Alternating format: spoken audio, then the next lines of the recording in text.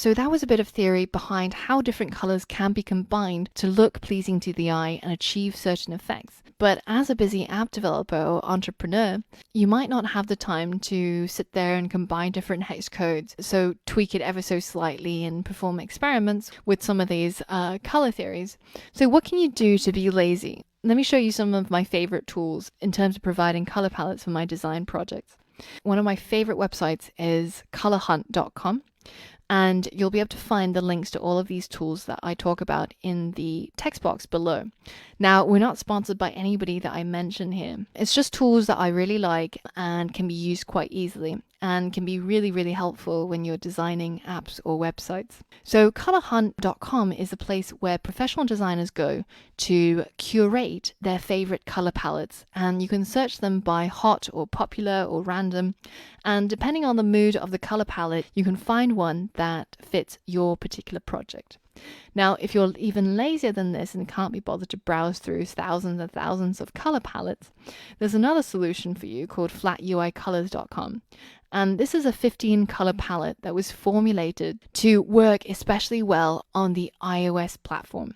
So you'll see a lot of apps on the iOS app stores that use these exact shades and exact tones from this website. For example, if you ever looked at the first 7-minute workout app, they pretty much just use all of these colors in their color palettes. And it tends to mesh really well on the iOS app store.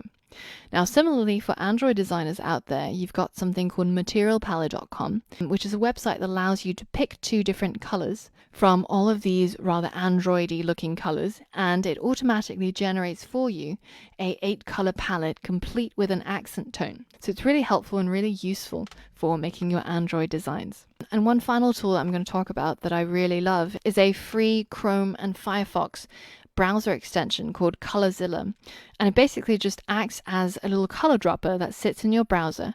So when you come across a website that has a particularly nice color palette and you want to find out what is the hex code of the color that they're using so that you can use it in your later project, you can use Colorzilla to spy and save that hex code for later use.